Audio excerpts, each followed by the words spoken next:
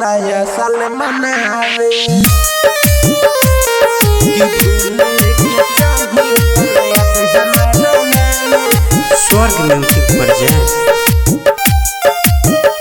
जेतने भूले के चाही तने याद हमारा आवे कि जाय मनाते यादवयो सुनाया साले मनावे कि भूले के चाही तने याद हमारा आवे कि जाय मनाते यादवयो सुनाया साले मनावे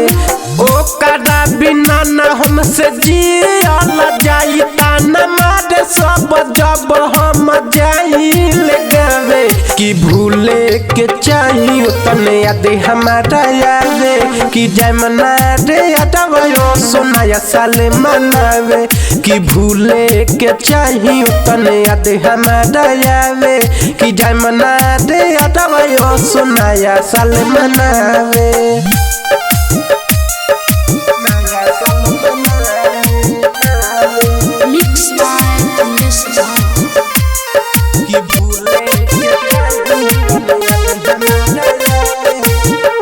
पिछला साल उ संगे हमारा पिकनी मनैली ए साल हमके छोड़ी के बड़ी दूर गईली अब आइल नया साल सुन सुन रे यादवा त खून के आंसू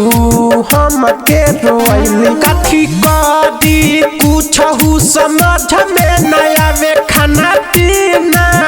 बनाही हमारा रे भावे कि भूले के चाही तने याद हमारा आवे कि जाय मनाते यादवयो सुनाया साले मनावे कि भूले के चाही तने याद हमारा आवे कि जाय मनाते यादवयो सुनाया साले मनावे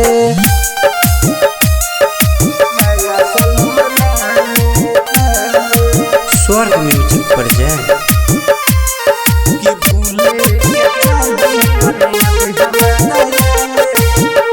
बड़ी दुख में बाटे सुननी रहू दीवाना उ दोसरा के संगे रहत होई है रोजाना इतना दर्द देके उ गइल बादी कि हरदम घूमताटे बन के बेगाना सुन साहेब सवरिया के गइली दुआरिया हमर फाटेला करे जाऊ न के हिदाहे कि भूले के चाही तने याद हमारा आवे कि जाय मनाते यादवयो सुनाया साले मनावे कि भूले के चाही तने याद हमारा आवे कि जाय मनाते यादवयो सुनाया साले मनावे स्टूडियो कैथोलिया चौक।